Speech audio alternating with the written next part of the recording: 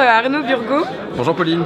Tu es directeur général de Ulule. Est-ce que tu peux me dire quelques petits mots sur Ulule et est-ce que tu peux me dire surtout pourquoi toi et ton équipe vous représentez Ulule sur le WeShareFest là?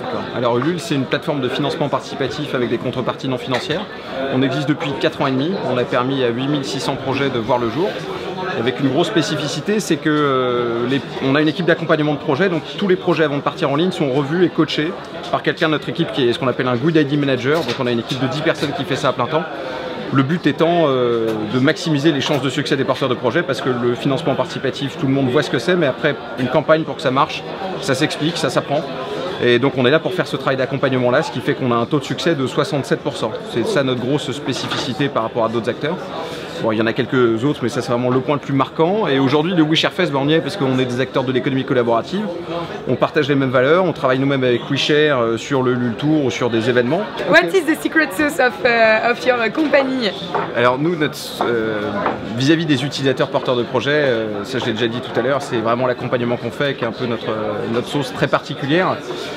Ça c'est une partie, la deuxième c'est des choses qui ne sont pas visibles par les gens, c'est un peu la façon dont on a développé le projet. Ulule on l'a développé sans faire de levée de fonds, donc on est chez nous, le capital est possédé à 90% par les opérationnels.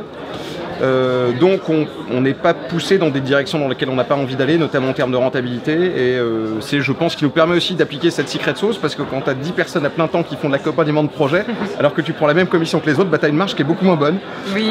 Mais on le fait parce que ça correspond à la façon dont on a vu le développer, parce que ça permet d'avoir un taux de satisfaction utilisateur qui est très fort, et parce qu'on pense que c'est meilleur à long terme pour le développement du financement participatif, parce que quand tu regardes certaines plateformes américaines qui laissent tout partir en ligne et où tu as un taux de succès qui est de 20 ou 30%, c'est-à-dire qu'en fait il y a 70% des gens qui sont déçus de leur expérience financement participatif, donc à long terme nous on se dit est-ce que c'est une bonne chose, et on pense pas que ce soit une bonne chose. Vous investissez finalement sur le capital humain, l'accompagnement vraiment, ouais, exactement.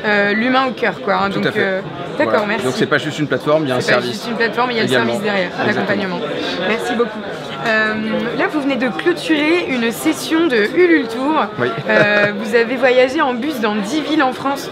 Tu peux m'en dire un peu plus et tu peux me dire quel souvenir t'en as gardé? Le but, en fait, c'est un peu de sortir de Paris, parce qu'on a une équipe qui est basée à Paris pour le gros des troupes. Et alors que notre communauté, elle est répartie partout en Europe et notamment en France. Et donc il y a aujourd'hui 715 000 membres sur Ulule, donc il faut aller les rencontrer.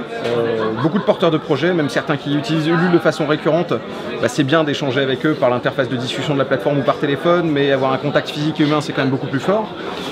Donc c'est l'occasion d'aller rencontrer toutes ces personnes-là, de faire parler d'Ulule et aussi d'animer des sessions de formation, puisque donc on est passé dans 10 villes et à chaque fois il y avait un événement principal qui était grand public, qui était notamment un moment de networking informel, il y avait une table ronde, etc.